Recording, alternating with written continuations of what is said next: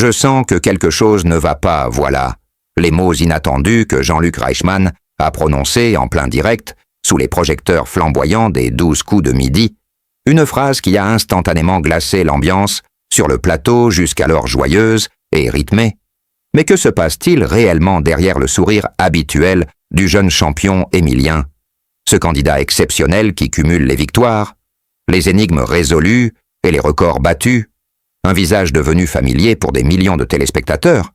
Et pourtant ce jour-là, quelque chose clochait, un détail subtil qui n'a échappé ni à l'animateur ni au public. Une pâleur inhabituelle, une respiration hésitante, un regard fuyant. C'est à cet instant que Reichmann s'approche, le regard sérieux, la voix baissée, et l'interpelle devant les caméras. « Tu es sûr que ça va, Émilien? Tu veux qu'on arrête une seconde ?» Une question pleine d'inquiétude qui trahit bien plus qu'un simple malaise. Passagers en coulisses, les rumeurs enflent certains membres de l'équipe. Aurait remarqué ces derniers jours un changement radical dans l'attitude du jeune homme, plus fermé, plus fatigué, moins réactif. Et selon une source proche de la production, un malaise aurait été évité de justesse lors d'une répétition la veille, une pression énorme des tournages enchaînés, un rythme infernal, une exposition médiatique permanente. Et si le corps et l'esprit d'Émilien commençaient à dire « stop » depuis cette séquence inattendue, les spéculations se multiplient sur les réseaux sociaux où les fans échangent théories, hypothèses et inquiétudes. Certains vont même jusqu'à évoquer des problèmes de santé plus graves qui auraient été dissimulés volontairement pour ne pas freiner sa trajectoire fulgurante. Mais pourquoi tant de silence? Pourquoi ne pas mettre tout à plat pour protéger un jeune talent prometteur dans une émission où tout semble pourtant sous contrôle? Est-il possible qu'Émilien ait voulu continuer coûte que coûte pour ne pas décevoir son public ou pire, par peur de tout perdre du jour au lendemain? Car derrière l'image du champion invincible, il y a aussi celle d'un garçon encore très jeune, confronté à des enjeux qui le dépassent. Et si l'alerte de Reichmann ce jour-là avait été le premier signe visible d'un malaise plus profond, une sonnette d'alarme que personne n'osait entendre. Et maintenant que cette séquence est devenue virale et que les questions affluent, une nouvelle ère s'ouvre pour les 12 coups de midi, une ère où la santé mentale et physique des candidats pourrait enfin devenir une priorité absolue. Et si vous aussi vous avez été bouleversé, intrigué ou simplement curieux de découvrir ce qui se cache derrière le masque d'Émilien, alors abonnez-vous dès maintenant à notre chaîne, car ce que nous allons révéler dans les prochains épisodes pourrait bien tout changer. Jean-Luc Reichmann, après cet instant de tension visible, ne cache plus son inquiétude.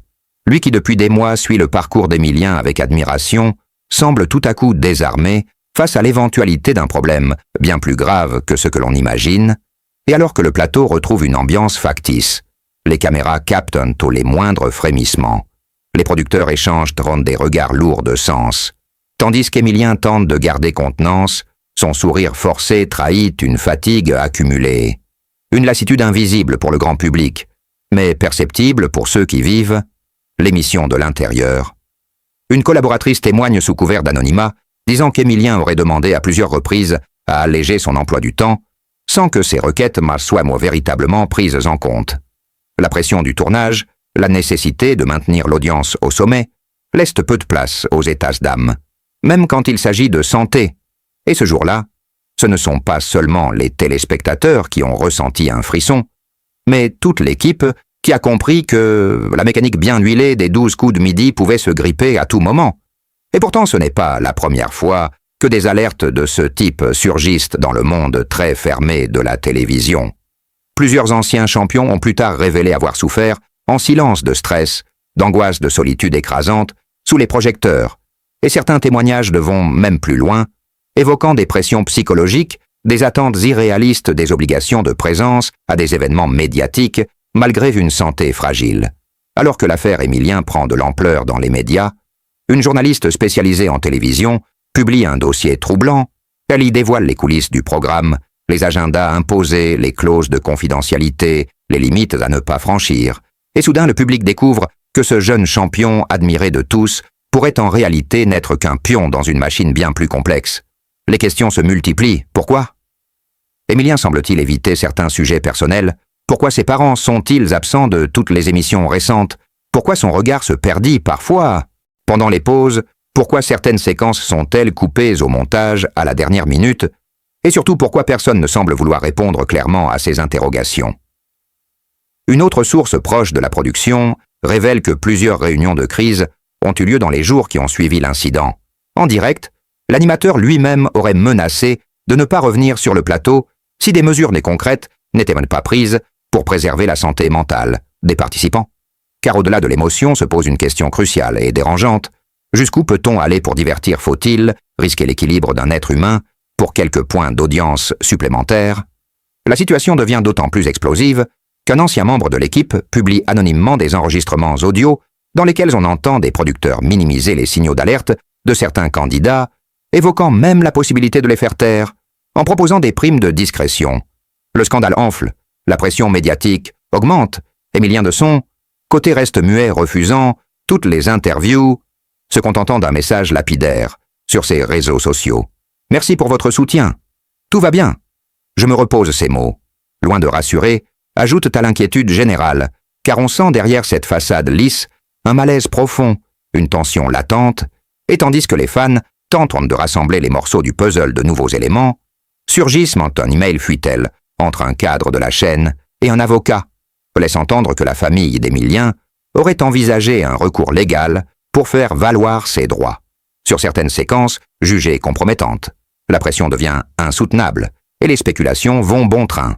Certains parlent d'un burn-out, d'autres d'un problème médical qu'au non révélé, et il y a ceux qui évoquent un scandale encore plus grand que la production tenterait d'étouffer un enregistrement vidéo jamais diffusé, un accès de colère hors champ, des tensions avec un autre candidat, une clause secrète dans le contrat d'Émilien, tout semble converger vers une même conclusion. La vérité est bien plus complexe que ce que l'on voit à l'écran. Et pendant ce temps, les audiences explosent.